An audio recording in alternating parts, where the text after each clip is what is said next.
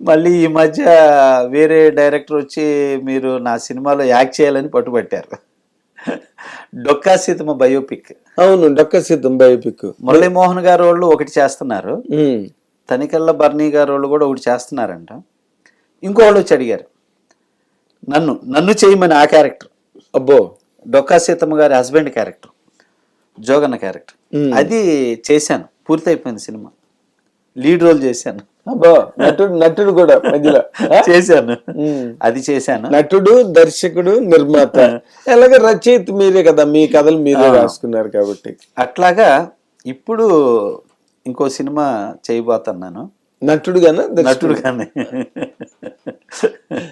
మీరు ఎప్పుడైనా ఊహించారండి నేను నటుడు అవుతానని? లేదు లేదు, డైరెక్టర్ గానే. మధ్యలో ఏదో మన సినిమాలో చిన్న చిన్న వేషంగా అలా కనబడి చేసి వెళ్ళేవాళ్ళం తప్పితే అబ్బో ఇది మన జాబ్ కాదు అనుకునేవాళ్ళం. అది ఆపద్ధర్మం. ఏదో అట్లా చేశాను. తర్వాత వచ్చి మొన్న ఇక వాళ్ళు పట్టుపట్టారు నన్ను, అంతవరకు కూడా లేదు మైండ్లో. మొన్న పట్టుబట్టారు. ఇది మల్లెపువ్వు టైంలో కొంచెం బీజం పడింది. మల్లెపువ్వు టైంలో భూమిక ఫోర్స్ చేసింది చేయమని, నువ్వు చెయ్యి చెయ్యి చెయ్యి అని చెప్పేసి. అప్పుడు చేసినప్పుడు పడింది అనమాట చిన్న బీజం. అంటే మీరు నటుడిగా కంటిన్యూ అవ్వాలని ఉందండి మీకు? మేజర్ డైరెక్టరే, మేజర్ డైరెక్టర్. అంటే ఎవరైనా చేస్తా, పిల్లల్ని చేయాలనేది, పిల్లల్ని చేయాలనేది ఉంది, వాళ్ళని చేస్తున్నా. ఏ స్టేజ్ లో ఉన్నారు వాళ్ళు? ఇప్పుడు బాగా టీనేజ్, ఒక 24 ఒకటికి, 25 ఒకటికి. మంచి ఏజే కదా ఇప్పుడు హీరోలు అవడానికి, మంచి ఏజేగా. మంచి లవ్ స్టోరీలు, మంచి టీనేజ్ ఏజ్ స్క్రిప్ట్లు బాగా చేసుకోవచ్చు ఇప్పుడు వాళ్ళు. ఓకే, మీరు ఏమైనా ప్లానింగ్ లో ఉన్నారా? స్టార్ట్ చేశాను. పిల్లలు ఇద్దరిని ఒకే సినిమాలో పెట్టి దో కమీనే అని పాన్ ఇండియా మూవీ స్టార్ట్ చేశాను. 5 days షూట్ చేశాను. దో కమీనే ప్లూరల్ నెంబర్ కదా. అదొకటి, ఈ పిల్లాన్ని పెట్టి ఇంకో లవ్ స్టోరీ, వాడిని పెట్టి ఒక లవ్ స్టోరీ, మళ్ళీ సెపరేట్. ఈ 3 పిల్లలతో చేయటానికి ప్లాన్ చేసి స్టార్ట్ చేశాను. ఈ 3 సాంగ్స్ రికార్డింగ్లు జరుగుతూ ఉన్నాయి. ఓకే, దో కమీనే ఒక్కటి మాత్రం షూట్ స్టార్ట్ చేశాను. నేను అంటుంది ఏంటంటే అసలు ఒక్క నిర్మాత కూడా మీలాగా ఆనందంగా ఆహ్లాదకరంగా కూర్చుని మాట్లాడే పొజిషన్లో ఎవ్వరూ లేరండి. లేరు. ఇప్పుడు మేము ఎంతమందితోనూ ఇంటరాక్ట్ అవుతుంటాం కదా ప్రొడ్యూసర్లతో, అందరికీ ఏదో ఒక ప్రాబ్లము. పెద్ద హీరో ఉండనివ్వండి, పెద్ద డైరెక్టర్ చేతిలో ఉండనివ్వండి. అవును కదా. అవునండి. ఈ వాతావరణం అంతా చూస్తుంటే మీకు ఏమనిపిస్తుంది సార్? ఇప్పుడు ఫర్ ఎగ్జాంపుల్ అఖండ గురించి మీరు బాలకృష్ణ గారికి బాగా క్లోజ్, బాలకృష్ణ గారి సినిమా చేశారు, కొలీగ్స్ మీరు అందరూ. ఇప్పుడు ఈ వాతావరణం, ఈ సిచ్యువేషన్ చూస్తే మీకు ఏమనిపించిందండి? అంటే ఎవరిది లోపం అనిపించింది మీకు? లోపం ఏంటంటే అది ప్రొడ్యూసర్స్ లోపమే. ఎందుకంటే వాళ్ళు బిఫోర్ సినిమాకి చేసిన అప్పులు, అవి బిఫోర్ సినిమా తాలూకు వచ్చిన లాసులు, అవి క్లియర్ చేసుకోవాలా. ఈ సినిమాకి సంబంధించినవి కావు అవి. ఈ సినిమా లాస్ కాదు, ప్రాఫిట్ ఫిల్మ్ ఇది. బిఫోర్ సినిమాల తాలూకా అంటే దూకుడు, ఆగడు, నేనొక్కడే, ఇటువంటి సినిమాలకు సంబంధించినవి అవి. అట్లా జరిగినాయి అవి. అయితే ఏంటంటే ప్రొడ్యూసర్స్ ఎందుకు సంతోషంగా కొంతమంది లేరంటే, చేస్తే లాస్ వస్తున్నాయి, దాసి పెట్టుకుంది తీయాలి, ఖర్చు పెట్టాలంటే. దాసి పెట్టుకుంది తీయాలంటే బాధ కదా మరి. అంతేగా, ఇప్పుడు మీలాగా ఎవరు చేయలేరు కదా, చేయలేరు. సో చేస్తే పోతున్నాయి. హీరోల సపోర్టు లేదు. హీరోలు రెమ్యునేషన్ తీసుకొని హీరోలు వెళ్తున్నారు, డైరెక్టర్లు రెమ్యునేషన్ తీసుకొని డైరెక్టర్లు వెళ్తున్నారు. బట్ నా పరిస్థితి ఏంటని, రేపు ఏదన్నా దెబ్బ తగిలితే ఏంటి, నా ఫ్యామిలీ ఏమైపోద్ది అనే ఆలోచనలు ప్రొడ్యూసర్స్కి ఉంటాయి. ప్రొడ్యూసర్స్కి తప్పదు కదా సార్, తప్పదు ఉంటుంది. సో ఇసుంటప్పుడు ఏంటంటే ఇండస్ట్రీలో ఇప్పుడు ఇది కరెక్ట్ సిచ్యుయేషన్. యాక్చువల్గా సినిమాని కాపాడుకొని పబ్లిక్లో పట్టుకుపోవాలి, ఓటీటీ నుంచి కాపాడుకోవాలి. అలాగే ఓవర్ బడ్జెట్లు, ఎక్కువ రెమ్యునేషన్లు తీసుకొని ప్రభుత్వాల దగ్గర దేహి అని ప్రభుత్వాన్ని అడుక్కోవటం, పబ్లిక్లో వీళ్ళు ఎందుకు సినిమాల్లో టికెట్లు పెంచుతున్నారు అని జనం చేత చీకొట్టించుకోవటం, ఇవన్నీ ఎందుకు? అంత దురాశ ఏంది? ఒక లిమిట్ పెట్టుకోండి, ప్రాఫిట్ వస్తే తీసుకోండి, ఆ కమిట్మెంట్ చేసుకోండి ప్రొడ్యూసర్తో, అది చేసుకొని ప్రాఫిట్లో షేర్ తీసుకోండి.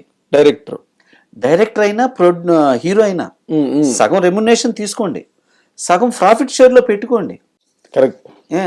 టికెట్లు పెంచేస్తున్నారు. ఇప్పుడు జనం ఎందుకు తగ్గుతున్నారన్న, ఇప్పుడు పాప్కార్న్ చూడండి ఎంత అవుతుందో కొనాలంటే, కోక్ చూడండి థియేటర్లో ఒక ఫ్యామిలీ నలుగురు ఫ్యామిలీ వెళ్తే మినిమం 3,000 అవుతుంది. సో అంత ఎక్స్పెన్సెస్ దేనికి చెప్పండి? ఎంత కష్టపడితే ₹1 వస్తుందనేది తెలుసా అనేది ఫస్ట్ తెలుసుకొని ప్రాఫిట్లో షేర్లు పెట్టుకోండి. మళ్ళీ ప్రభుత్వాలనేమో మళ్ళీ మనం నాకు టికెట్ పెంచు, నా టికెట్ రేట్ పెంచు అని అడగాల్సి వస్తుంది. జనాన్ని వాళ్ళు మనల్ని అభిమానిస్తున్నారు కదా అని చెప్పేసి వాళ్ళని దోసుకున్నట్టు అని బయట వాళ్ళు తిడుతున్నారు. అవును, టికెట్ రేట్లు పెంచడం. మన ఐబొమ్మ రవి విషయంలోకి వచ్చేసరికి ఎంతమంది తిట్టారండి? ఎందుకు? అదే రేట్లు పెంచడం వల్ల ఐ రవి ఇది ఎంకరేజ్ చేశారు. 50 లక్షల మంది సబ్స్క్రైబర్స్ అంట. అవును, మరి అందరూ అతను సపోర్ట్ చేసుకొచ్చారు చాలా మంది. అవును అవును, దోసుకునే వాళ్ళలాగా కనపడుతున్నాం. ఎందుకు అట్లా?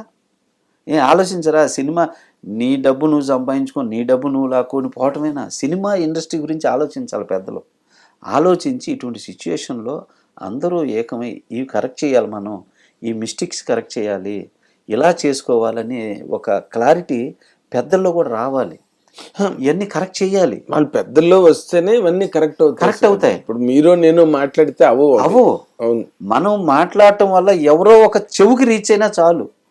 సో వీళ్ళు మాట్లాడింది కరెక్ట్, సరే మనం ఒక నడుం కడదాం అనేవాళ్ళు. ఇంతకుముందు ఒక దాసరి గారు ఉండేవాళ్ళు, ఏదన్నా చెప్పుకున్నా చేసినా చెందటానికి.